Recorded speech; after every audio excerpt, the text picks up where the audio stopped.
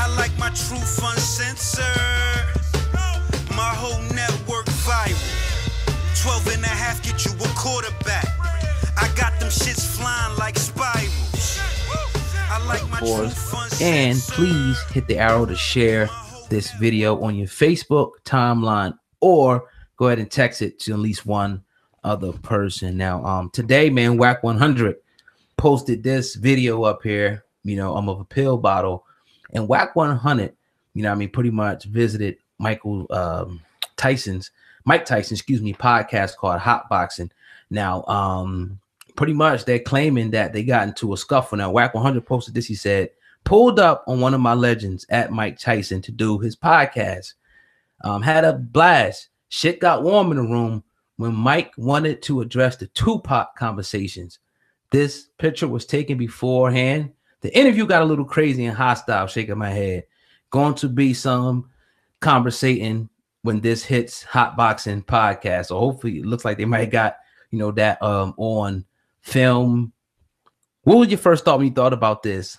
The legendary Iron Mike Tyson getting into a scuffle with Wack 100. A lot of people call him the new Suge. Say that they do though, man. But real talk, because he's always scrapping and shit. Right. But go ahead. What do you think about this? What did I think? Well, first off, Mike Tyson, one of the greatest boxers of all time, one of the greatest people of all time. Facts. Even though he got a lot of shit with him. I mean, his baggage is definitely he's lived through his baggage. Let's just put it that way. He's a legend. And who didn't expect that to happen? I mean, he's also one to notoriously not take any shit at all. I think the last time we reported on our brother Mike Tyson, he was slapping the shit out of Don King about this time last year for feeling disrespected. So at any moment, any given time, if Mike Tyson feel like slapping you or not knocking you the fuck out, he's going to. And I ain't mad at Wack 100. He took a L.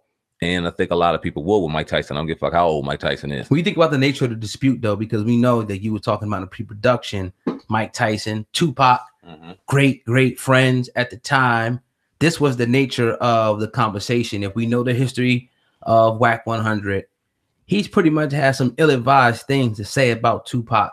In the past, I've been following it. You've been following it as of late. And Mike is close with him. What do you think about that whole dynamic? Well, it's crazy because the last time we spoke on Wack 100, it was about a picture that he put up on Tupac. Yeah, you're right. I forgot about that. So it's like, oh, yeah, the two is a very sensitive topic. Now, 96 and 97, it was after the Tyson fight.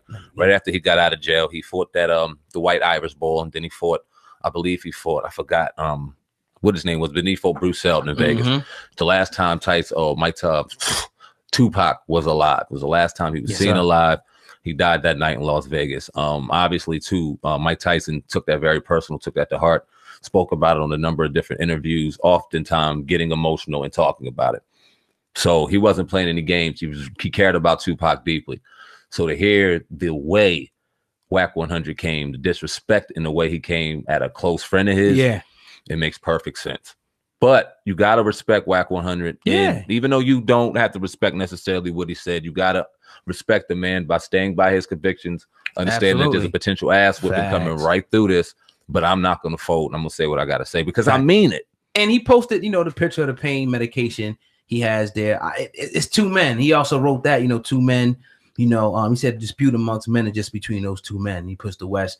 That's dope. Like me and you can get into a scrap in here or whatever, and nobody got to know about it. And nobody know. It just says what it is. And we have in the past, what I mean, coming up, we used to fight all the time. Yeah. You know what I mean? So it's just like it made us better as men. This is what it's supposed to be. Nobody got killed. Nobody's running around, making diss videos, cussing him out, talking about his children, putting his address up. Come on, man. Nah, I just, he took the opportunity to say, look, I post everything else. I mean, look, this is what happened. Mike Tyson, he came at me. Now, we don't know if the footage has been captured. I think so, but we don't know. Hopefully, it will be, released, real soon. But we know Wack 100 has been one that always, like you said, stands behind his word and is not afraid to scrap. That's something that's missing. A lot of guys want to just shoot nowadays. So he's an older cat. He ain't no young bull. Right. He's definitely not in his 20s, definitely not in his 30s. He's an old man, and he's seen Tyson during his fucking prime. He knew what was coming. But he's also known exactly what he said about Tupac over the years. It wasn't no need to sugarcoat this in that situation. When you look a pit bull in the face, it ain't no need to try to give him a bone. You got to get fucking thumb. Yeah. And sometimes you get bit. Right. And that was what it was. And I appreciate that from Wack 100, even though I disagree with most of what he has to say. About Pac, yeah, about Pac in Pac, particular. Yeah. I have nothing but respect for him when he could sit back and just stand by his convictions. Right. And don't have to sit back and eat crow because look, I meant what I said. Definitely. I appreciate that. Yes, sir. But you tuned into the Uncensored Truth podcast with your brother Oh God and Sandman over there from Viral Hip Hop News. If you're listening on iTunes, Spotify, Google Play, if you enjoy the content, please go ahead and give us a 5-star rating right now. If you would just take the time out to do that, we do appreciate that. Now, Sandman, you were telling me about some backlash that Joe Budden is receiving as of late. Yeah, man. So obviously the Toronto Raptors in the NBA Finals get to go to State Warriors. Kawhi Leonard being the main staple and the reason and why they're sitting in the NBA Finals right now. So in the lead up to the NBA Finals, we get to build up, we get to talk in the backstory, things like that. So on the Joe Budden podcast, they were just talking about a number of topics, and one in particular was Kawhi Leonard.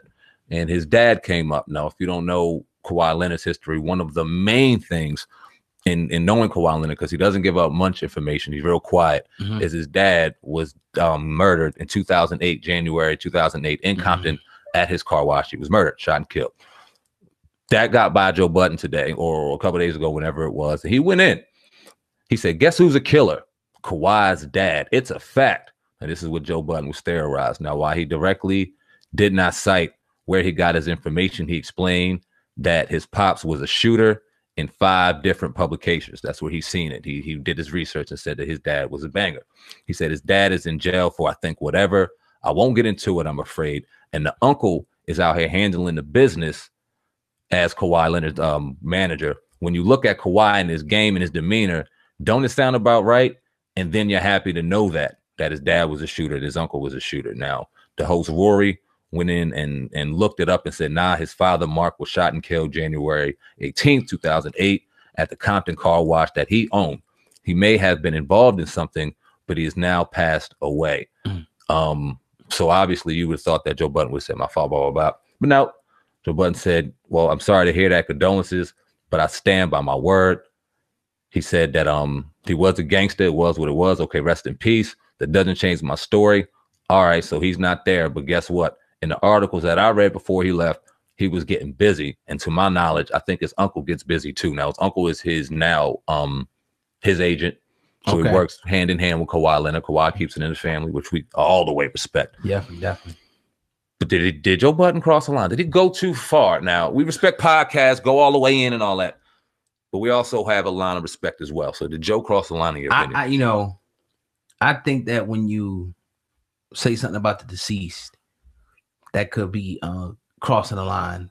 Children, things like that, people's significant others, that could be, what you consider crossing the line, especially if you don't know all the details of the particular story. Now, his father may have been into what he's in and whatnot, and who knows, you know what I'm saying? But the facts that we do know that he was gunned down, at his car wash in Compton. He read that in the paper and whatnot. All the other stuff is just hearsay, whether or not he was in the street and whatnot. And even if he was, did that justify him being killed? You know what I mean? I don't know. Depending on what he did, people say maybe, but maybe Joe Budden probably crossed the line with that one a little bit, man. Did Kawhi say anything, or he just kind of brushed it off? Kawhi's not saying shit. Okay, but that's okay. And this is the whole thing, though, because to a certain degree, now we were raised in a very good household. We had a very good foundation around us. Right. But we grew up around some real motherfuckers, and we seen some shit. And we obviously know conversations. Some conversations you have behind camera, and some conversations, okay, that's the green light to have on camera. Right. When you talk about this kind of situation, this is a great topic of conversation to have behind camera. Yo, man, I was doing receipts, so and so, he got busy, blah blah blah blah blah. But then when you kind of translate it into content, people can kind of question your credibility and question why and the intent on why you're doing it. And I respect the fuck out of Joe Budden, and I think he's a real nigga, and he understands the level of, okay, these are behind camera conversation and these are on camera conversation. And he may have crossed the line a little bit because Kawhi Leonard's uncle is sitting here doing business. Kawhi Leonard is known as a upstanding individual in the NBA, doing his thing. Yeah. He never personally puts any of his business out there. If he wanted any of